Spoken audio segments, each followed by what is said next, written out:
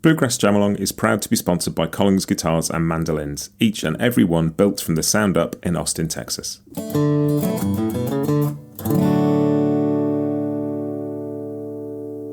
This episode is also brought to you by Peghead Nation, the home of roots music instruction. If you want to improve your playing, join me and thousands of other pickers getting better every day at pegheadnation.com.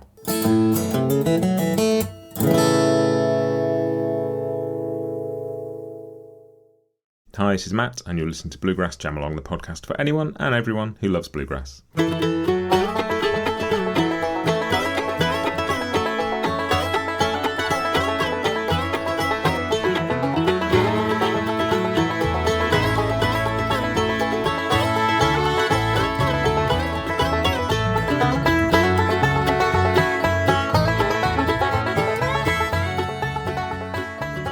My guest on Bluegrass Jamalong this week is Becky Buller, and Becky has been the recipient of 10 IBMA awards, including the 2016 Fiddler and Female Vocalist Awards. She's the first woman in history to receive the Fiddler Award and was the first person ever to win both vocal and instrumental categories at the same time. And she's here to talk about her fantastic new record, Jubilee. Becky, welcome to the podcast. Thank you, Matt. It's so great to be here with you. It's such a good record to start with. Congratulations. Thank you. I've been enjoying it very much indeed. Thank you. And before we dive into some of the details, I'd learned something immediately listening to this record. I had no idea that there was a sort of religious meaning to the word Jubilee, in the sense of, like, as a British person, the word Jubilee is usually trotted out when there's like some sizable anniversary of a monarch's birth. Right. Or a coronation or whatever. And I wasn't really aware of it being like a religious. And could you just explain the meaning behind it because I think it'll be really useful for people who don't know. Absolutely. That comes from the Hebrew Bible. The term Jubilee means it's a year of rest, and it's actually it's the 50th year. So the Jewish people would have 7-year cycles. And on, the 7th year, they would rest. Well, then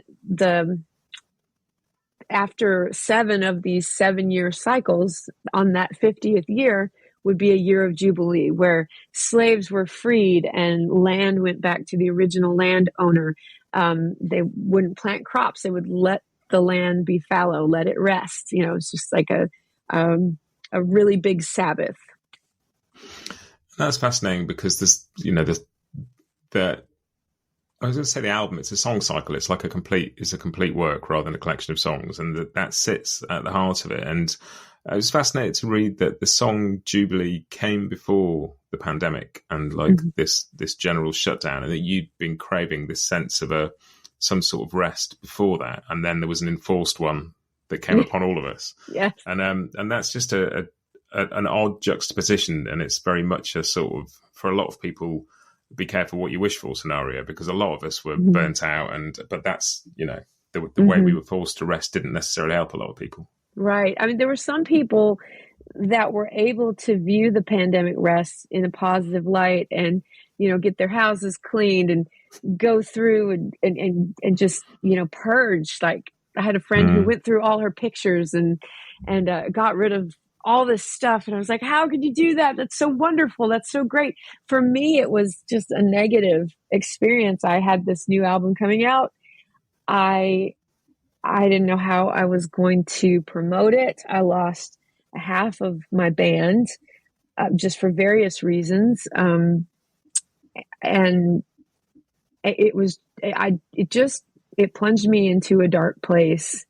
I guess because I had felt like I was out of control, and I couldn't figure out what decisions to make. I mean, there were no right decisions, and none of my team around me could help me make decisions because it was just impossible.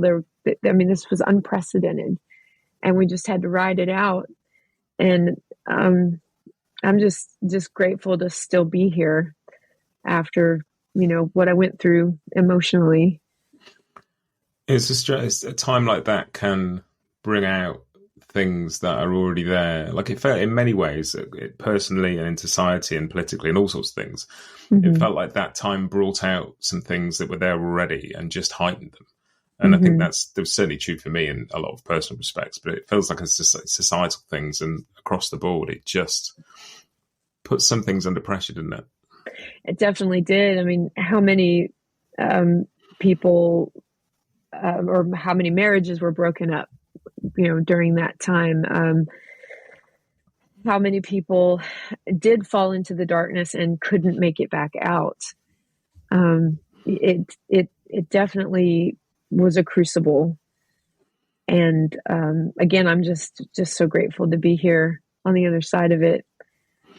It made me cling tighter to the Lord in a way I haven't before. I mean, I'm a Christ follower, and that's always been part of my life. But this brought me into a new season of that faith life.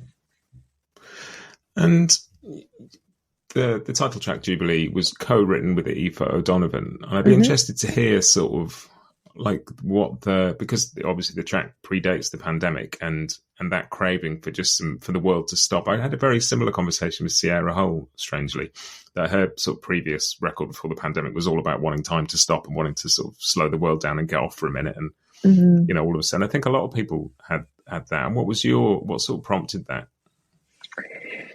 It was crazy because I had all this wonderful stuff happening, winning awards and getting to be part of the First Ladies of Bluegrass, which Sierra is part of, Sierra Hull.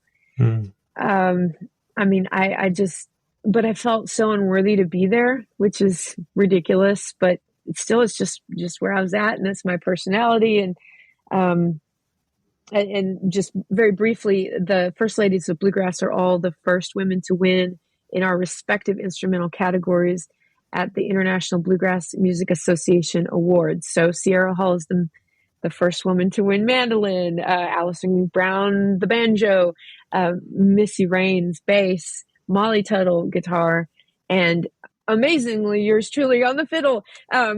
So I just had these feelings of unworthiness to be there, to be part of that group. And yet I was hanging in there as best I could and trying to enjoy it, and all the while freaking out on the inside. And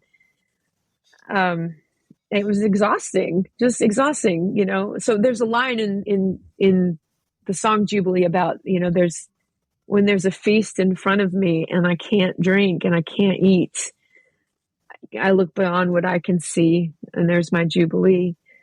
But the song came about because I had the idea for the very first part of this core of the song, needing the year of Jubilee, and I got to be around Aoife at the 2019 Newport Folk Festival. We were both there as part of an all-female Saturday night headline set that was curated by Brandy Carlisle. It was a historic thing. They had never done that at Newport quite like that. And, the First Ladies were there. I'm with her. All the high women, Linda Perry, Sheryl Crow, and Dolly Parton was even there. So it was just a huge, huge event, an experience, and amazing. Got to sing 9 to 5 with Dolly at the end of the set. And, but I was able to present this song idea to Aoife, and it resonated with her because she's also a touring mama.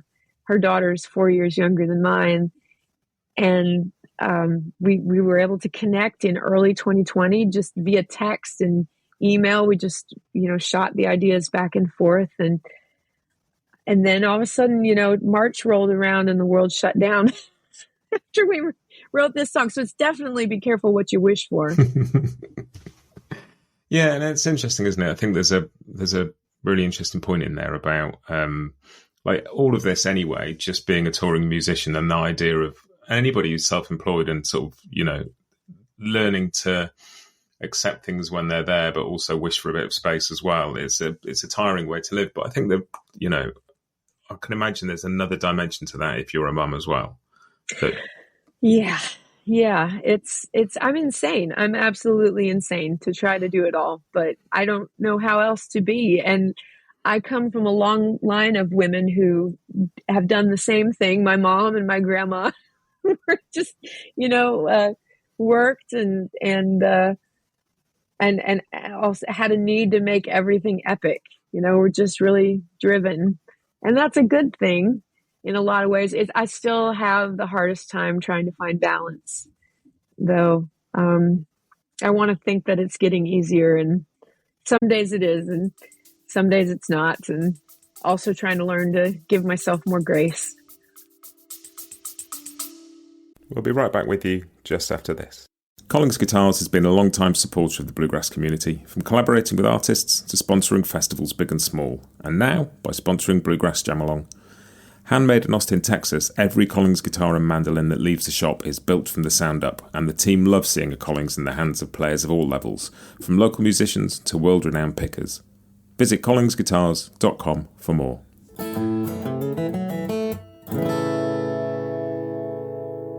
This episode is also brought to you by Peghead Nation, the home of roots music instruction. With 65 streaming video courses for guitar, mandolin, banjo, fiddle, dobro, bass and ukulele from some of the leading names in acoustic music, Peghead Nation has something for every picker. You'll learn the tunes and techniques you need to join in at jams and play the music you love, plus advanced techniques like improvisation, theory and ear training. Your first course is just $20 per month, and you can add more for $10 a month. Sign up for any course and get your first month free with the promo code JAMALONG, all one word. Join thousands of other players, including me, who are advancing on their instruments and having more fun playing the roots music they love at pegheadnation.com. Yeah, and that can be the hardest thing, like all those pressures that you feel that come from external sources. Like they never really live up to the pressure you put yourself under. That's why it's so hard in the first place. But speaking from personal experience, at least, I think, however you perceive the world is pressuring you, they can't come close to adding the kind of pressure you can put on yourself. Mm-hmm. Absolutely. And like, I'm really interested in this as a song cycle. I love a work that is connected and has a through line, and it seems to be another piece in a long list of excellent work that have come out of FreshGrass. Yes. Recently, like Sierra's Bluegrass Concerto, Aoife's recent record. I talked to Jacob Jolliffe recently. There's some very good stuff coming out of the things they commission. Yes. Did you do a podcast with the Mr. Sun guys? No, I didn't. So they did a FreshGrass commission. I guess it was last year with Duke Ellington's Nutcracker Suite. Like they did a whole album of Mr. Sun plays Duke Ellington's Nutcracker Suite, and it's so cool. Yeah, no, I've heard it. I haven't spoken to that. That'd be another cool one. But just it seems to be throwing up some fascinating stuff. And what's the process like? How does that come about? They gave me a call and invited us to come and play at their 2023 festival, and said, "Oh, by the way, would you like to do one of our commissions?" And I said, "Of course." And then I was kind of like, "What's that?" So, but it's a. They commission you to write a piece, and like with Sierra, she did a bluegrass concerto, so it's a composed through piece. Hawktail was there when we were there in 2023 and did a beautiful piece with several movements. I decided to go the route of a song cycle, like Sarah Giroux's, her Blue Heron Suite was a FreshGrass commission as well. But songwriting is more my thing than I am a tunesmith too. I do write fiddle tunes and things, but I do more songwriting. So I thought that a song cycle would be more the way for me to go. Yeah, but one of my favorite bits on the record is actually a tune, the Kismet, the sort of second. Oh, thank track. you. It's just such a beautiful. It's got a little bit of that energy that Up and Around the Bend from Baylor's Drive record has got. It's just got this like heart-lifting loveliness to it. Yeah, thank you. I wanted that to be a tone poem about how the world sees me. I'm pretty happy-go-lucky. I that is me. There's just more to me than that. But that's mostly what folks will see when they interact with me out on the road or online.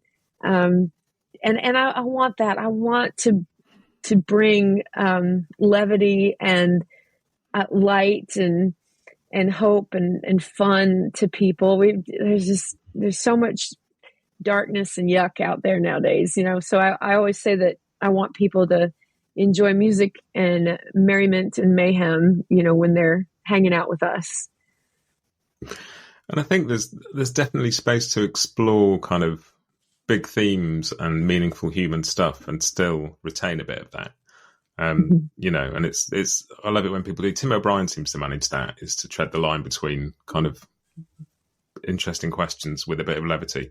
And I definitely feel it coming through here. And there's that. It's interesting you were saying that sort of thing of how people perceive you versus how you perceive yourself. And, it's possible to be both of those things at the same time. And there's something in the notes that came with the record, from the sleeve notes, there's a line of yours that says, "I've danced the dichotomy of being an extreme introvert and ardent people pleaser my entire life." And that really resonated with me. Like, not that that's exactly my story, but just the tension you can have between wanting to reach out to people and also wanting to sort of pull away at the same time can be a strip. But you can enjoy both of those things if you're in the right place. Yeah, and I just have to make sure that I get enough quiet time and time to myself to recharge so that I can go out and be the outgoing person that folks see on stage and just, anywhere out in public. There's a sort of a hint to a bit of that in the track Woman, talking about chasing a thread flaxen and fine to spin me a web of tune and rhyme. It's something that heals or has a story to impart, yet never reveals my inmost heart. And that, it's a beautiful tension in that, about wanting to connect with people and wanting to reach out and wanting to tell people how you feel without ever totally giving it away, because everybody has to keep something for themselves, right? Right. Yeah. Or it can get really bad. Yeah, definitely. So, and yeah, woman kind of starts to dip into the darkness, on this record, and just, it touches on some of the voices in my life that have not spoken kind things into my life. And that's hard to know who to listen to and who not to listen to, what to hold on to and what to let go. And I hope I'm getting better at that as I go along. That's really interesting. I think that idea of learning what to let go could be the hardest thing sometimes. It's just to go, do you know what? I don't need to do that. I thought I did, but maybe I don't. And I still am running into things daily where I'll catch myself starting to think in a negative way, and then I'll pull myself back and say, wait a minute, I don't have to think that way. I never did have to think that way. I was just, whatever programmed me to think that way it doesn't have that power over me anymore. I can let that go. I can think of that in a more positive way now. And I'm thrilled to be at that point where I'm starting to catch some of that stuff. But, still a long way to go. Well, and presumably, like, writing a song cycle like this is part of that process of processing things and kind of, it's maybe an overused word, but there must be something very cathartic about. Absolutely. Yes, definitely. And so I started writing songs when I was about 11, and it was a channel for, of course, music just to pour out of me. And I have been into music my entire life. My family played bluegrass music. I started piano when I was 5, and my first thing I ever remember writing was just like an instrumental piano piece. And then it quickly turned to songwriting, and that quickly became my therapy, for youthful angst, to deal with the crushes that I had, that, all the unrequited love and difficult things happening in the world around me. And then also my place my refuge, my way to run away if the world around me just got too heavy. I could retreat into these songs and create my own world, which it's ironic too, thinking about like heaviness and thinking about our typical bluegrass subject matter of like murder and mayhem, natural disasters and whatnot, but just being able to create those little worlds in the songs was just a great help to me. And there is something about being able to take songs to dark places that you wouldn't like. I remember listening to an interview with the novelist John Irving, and somebody said to him, "Why do you write so many awful things happening to kids in your novels?" And he said, I've got kids and I imagine bad things happening, so I just invent other kids and make them happen to them instead. And that it's that idea of you can't stop the dark things being there, right? But there's ways of dealing with them. Well, and if we without the dark, we wouldn't appreciate the light. So we've got to have a little bit of both. Yeah.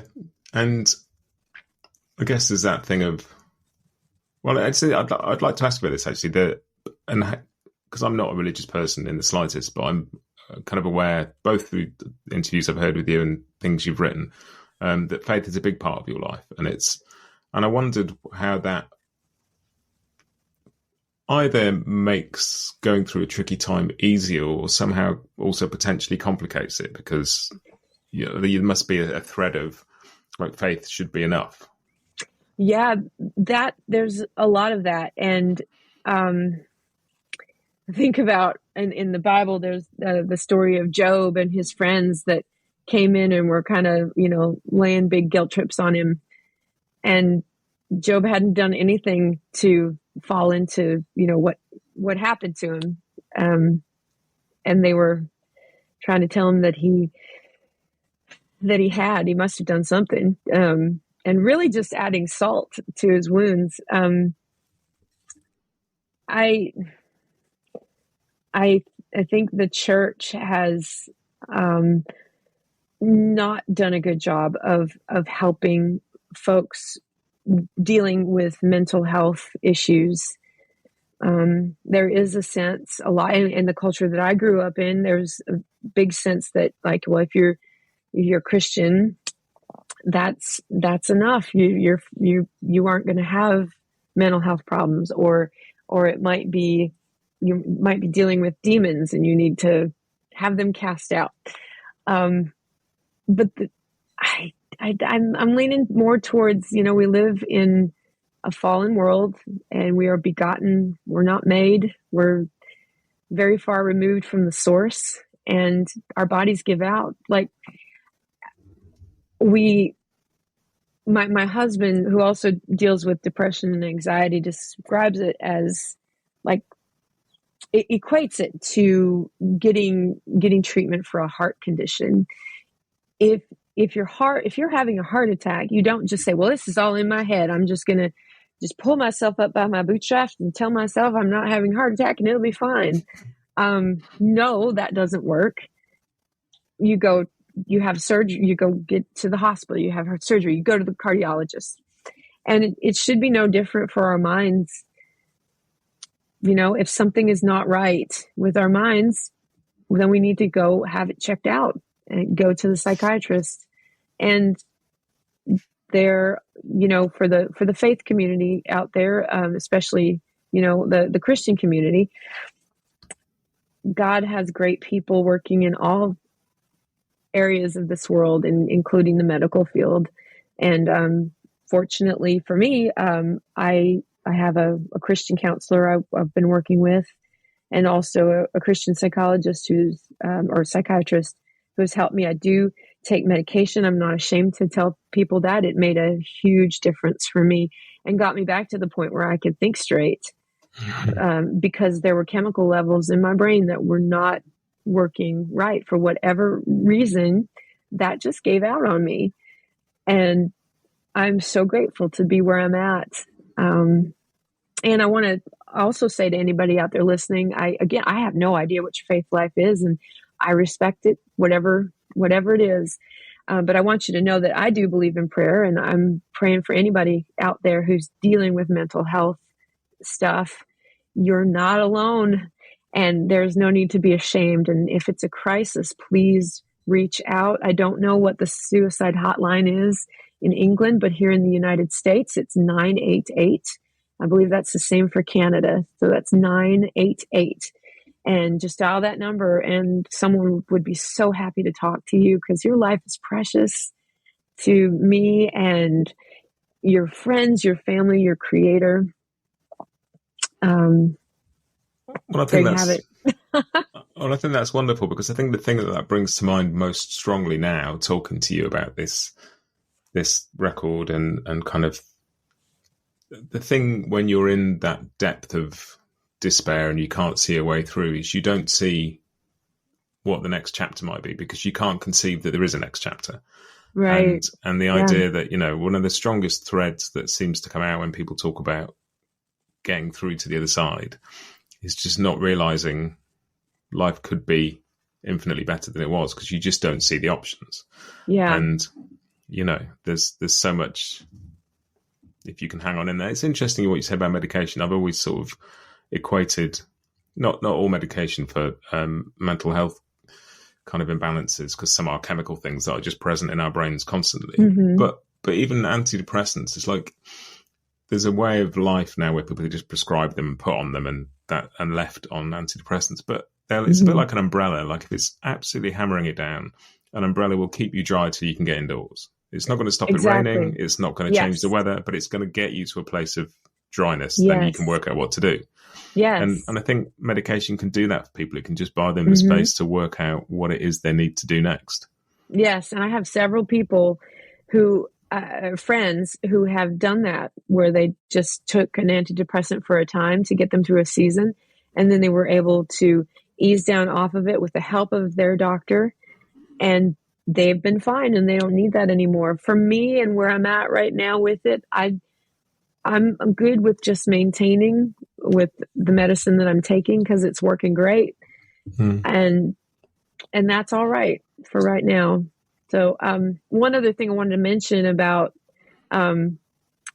just faith-wise, I think we don't, as Christians, we don't emphasize enough how much despair is talked about in the Bible.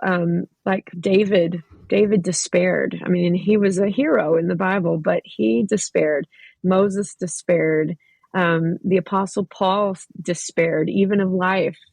So, check out the Psalms. So many of them are laments. It's we don't call it depression in there, but it's the same thing. Yeah, and I think we understand so much more now about the chemical kind of makeup of the brain and how some things are just down to an imbalance. Like, and that can real. That can be corrected. It is a real thing. Clinical depression is a real thing. Yeah. We've sort of got into the kind of the heart of the emotional kind of stuff on the record. I would also really love to talk about it just from a sort of a practical point of view, because I couldn't quite believe when I read it that the record was recorded live in a day and a half. Yeah. It was supposed to be 2 days, but the scheduling in the studio got a little, we had a little miscommunication on our scheduling there. So we ended up only having a day and a half, but it was great. We had worked really hard to be ready when we got up there to the Porches 9 studio on the campus of the Massachusetts Museum of Contemporary Art in North Adams, Massachusetts, which is the home of the FreshGrass Foundation and the FreshGrass Fall Festival. So we came up there a couple days before the Fall Festival last year and recorded this record live in studio. We did have to add a few harmony vocals when we got back to Nashville. That was the only thing we had to add. Everything else was performed live.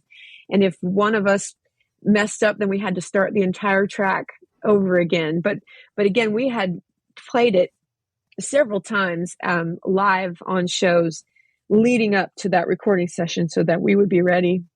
And we had Stephen Mogen from Dark Shadow Recording producing, had Dave Cinco, who's a famous studio engineer in Nashville. He was there to work with Mr. Sun on their Duke Ellington project. And he came a couple days early to help us. And he already knew that room really well. He's tracked in there several times before. So he helped us out. And we were all in the same room. We did have baffles around us, but we could see each other. And, overhead, it was like, nothing. We were not isolated completely from each other. Just a little bit of baffling in front of us. And it was amazing how much isolation Dave was able to get in that situation. And it's such an interesting studio. You need to check it out online. Studio 9 at the Porches. That's what it's called. And but it looks like a giant turtle shell, and the roof, the shape of the roof, and then it's all glass around the outside. It's really a cool space, and it was so fun. After we were done with that, we were sweating bullets, so that part wasn't as fun. But then we got to play the FreshGrass Festival, which was really fun. We were the first show on one of the stages that weekend, and had a packed crowd, a packed courtyard, actually there at Mass Mocha, and it was just a really, really fun experience to be there. And it's extraordinary that it was recorded that quickly, because it's a really intimate and detailed sound like this, but it's got there's real clarity there, but at the same time it all like hangs together beautifully as well. Do you know what I mean? You can hear all the individual bits, but it's still one sound. And I mean, Dave has engineered some pretty legendary stuff. He knows what he's doing, but it sounds great. It sounds so good. And my band did a fantastic job arranging the music with me. So we, took a few sessions to get that done. There was a lot of their input in there. I always bring a lot of ideas to the table for the arrangement. And then Stephen Mogen, our producer, always gets his 2 cents in there too. He's got wonderful ideas. So I'm really proud of my band. So that's Daniel Harden on the bass. We like to call him the Hulk because he gets really excited on stage when he's playing bass, and he just like turns green and like wants to smash things. So we say that he smashes the bass. And then we've got Jacob Groupman on guitar. Jacob used to be part of a band called Front Country with his wife, Melody Walker.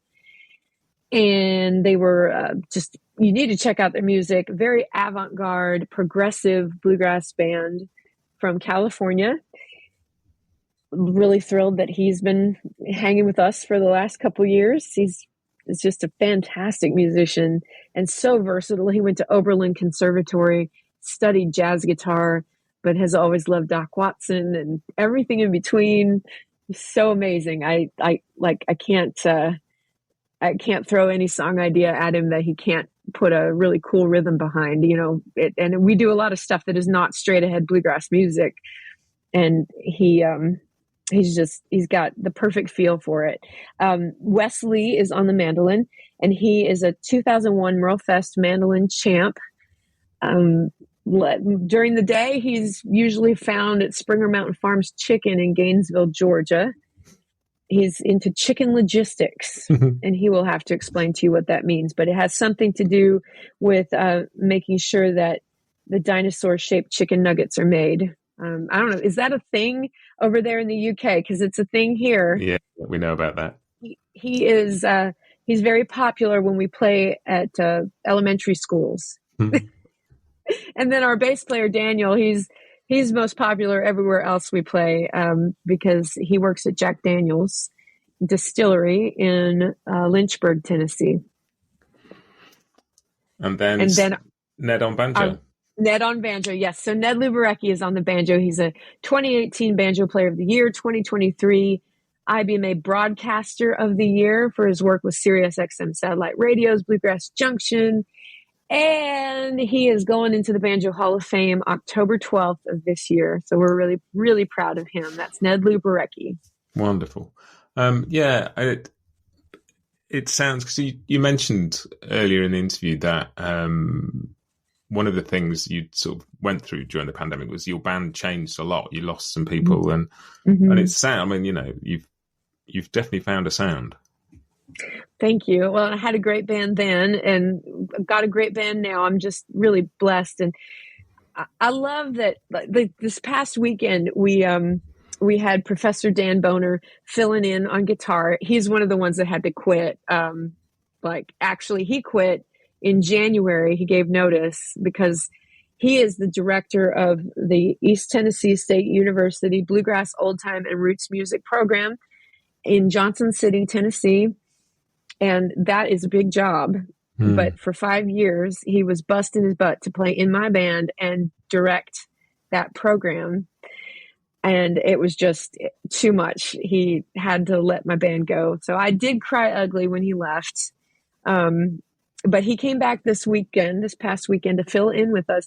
And we were all sitting there in our green room waiting to go on. And somebody said, "Who's missing?" Somebody's missing. And then we went through the list of everybody who's played in my band. And I love, though, that we can say I tell everybody that I hire, I want to make good music with good people, have a good time. Let's make good money. And then let's go home, and then we'll get back together and we'll do it again. And I just want that. I don't want any drama. I just want to have fun and make really good music. And I've been blessed doing that for these last 10 years that I've had my band. And you talk about East Tennessee State University. I think that's where you studied, wasn't it? I did, yes. I studied, I came for bluegrass music, came down from Minnesota. My hometown is St. James, Minnesota. And I was so excited to find out that there was a place where I could get credit for studying bluegrass music. But at that time, I transferred in as a music major. They didn't have a bluegrass major like they do now. You can actually get a degree in bluegrass music. So they didn't have that when I was there. So I ended up getting a public relations degree because I figured it was something I could use within the music business. And then, got a music minor. And I have used my degree working at record labels and just behind the scenes on things. These days, in addition to playing on the road and writing songs and being a mom and a wife, and I'd still teach some. I teach private lessons a couple days a week from my home studio here in Manchester. And then I also serve on a couple boards. The IBMA Foundation Board, they give out scholarships and fellowships and grants for people who are going to college, writing papers about bluegrass music, bringing bluegrass music into elementary and secondary schools. And then I'm also on the ETSU, East Tennessee State University Alumni Association. And I'm the first person from the bluegrass program that's on that board. So I'm very excited about that. That's great. To be representing our people on there. And Dan went through the course as well, didn't he? And ended up directing it. Yes, he did. Yeah. So his freshman year was my senior year. So we overlapped there. So I got to meet him then, and then just kept in contact with him, because bluegrass is a small world. I mean, I've got friends literally all over the world. I've come over there to the UK to do Sore Fingers several times now. I love it. And have toured a bit over there when I was with Valerie Smith and Liberty Pike. I think about being a gal from a little farming community in South Central Minnesota, and because I learned that little bitty neck of the fiddle, I now have friends all over the world. I've gotten to go so many places and meet so many folks and do so many incredibly cool things. So I'm always telling my students and kids that I run into on the road, just learn that little bitty fiddle neck and Yeah. It could take you anywhere you want to go. It's amazing. I think that's really true about the bluegrass world being a relatively small but very connected world. And like Mm-hmm. even just sitting over here in my little office in London of an evening, Mm-hmm. talking to people and just the connections you make, and just it's an easy world to feel like you can join, if that makes sense. Like you Mm-hmm. can be accepted in, and like it throws its arms wide and welcomes you. Absolutely. Yes, definitely. And the music, is it's at its most basic level, it's so easy. You might have a song with two chords in it, and it's just easy to pick up, and then of course it gets more complicated from there. There are all sorts of levels and all sorts of branches in the bluegrass family tree. If folks are listening and you're more of a traditionalist, there's stuff for you. If you're more progressive, there's stuff for you. And my band likes to do kind of all of the above, but like interpreted through my original songs mostly. I mean, we'll throw in some things you might recognize from the bluegrass genre or other genres, but most of what you're going to hear is songs that I've written or co-written. Yeah, it's great. There's so much variety within there, and so many places you can go with it, and so many places people have taken it, and yet, as you say, 2 or 3 chords and a simple melody, and like most of the people who've gone to the most avant-garde corners of it still enjoy 3 chords and a simple melody. Right. I was just, as you were saying that, I was thinking about Bela Fleck and the collaborations he's done with Indian and Mongolian musicians, African musicians. It's amazing. It's just mind-blowing. Yeah, and that cross-fertilization. Just coming in to talk to people about bluegrass, I think one of the things I've learned most is just how much of a synthesis of other stuff it was to start with, and how progressive the sort of first generation bluegrass musicians were. And I probably should have understood that already, but just talking to people about it has made me realize what pioneers Earl Scruggs and Bill Monroe and everybody else were, and so of course that's going to be part of the music. Right. And all, you said all these different elements come into it. I mean, guitars from Spain, mandolins from Italy, violin, European, I guess, Italy, Germany, the African banjo, although, a lot of different cultures have their version of the banjo.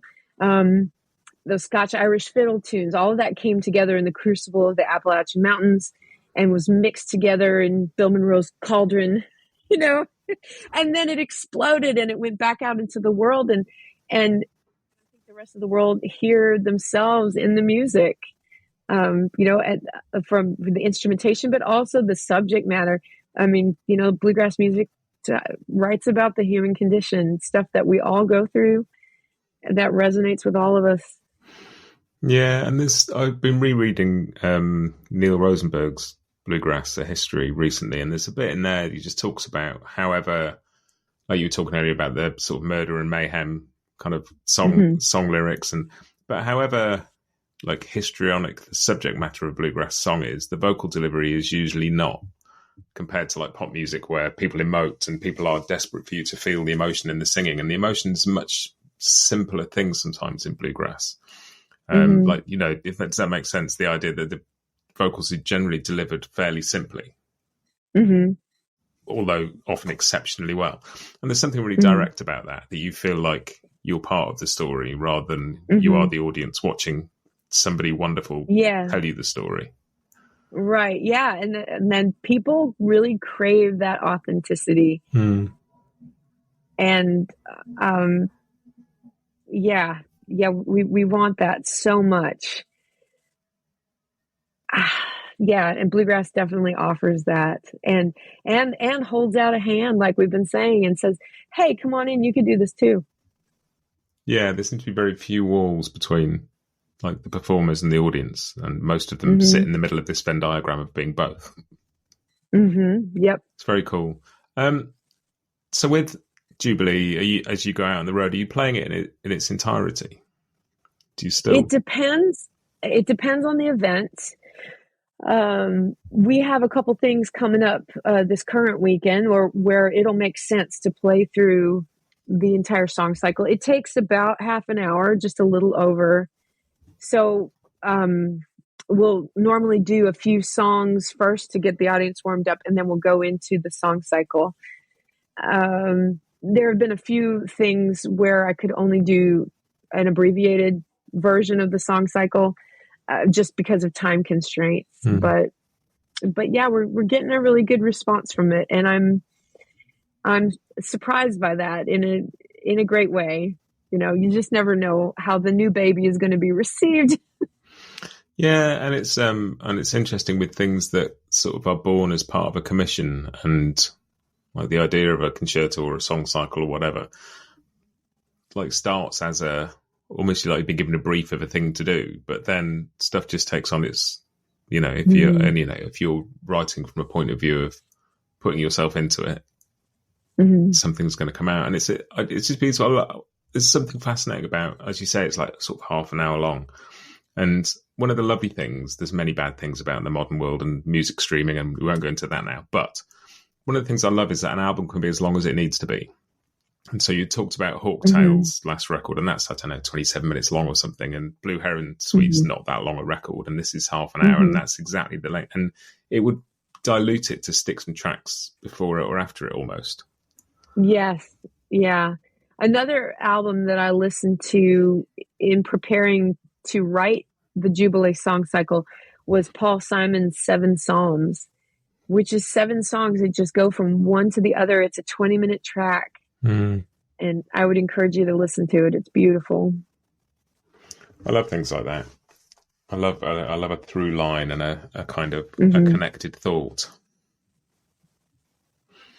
Well, good luck with the record. It has thank you. Been a joyous thing to listen to. I've been really enjoying it, and I've got a lot more to get out of it. I think I feel like I'm really starting to get under the skin of it, but I'm really loving it, and I've really enjoyed talking to you about it. It's been a real treat. Thank you. Oh, thank you so much, Matt. And thank you for everything you're doing with Bluegrass Jam Along.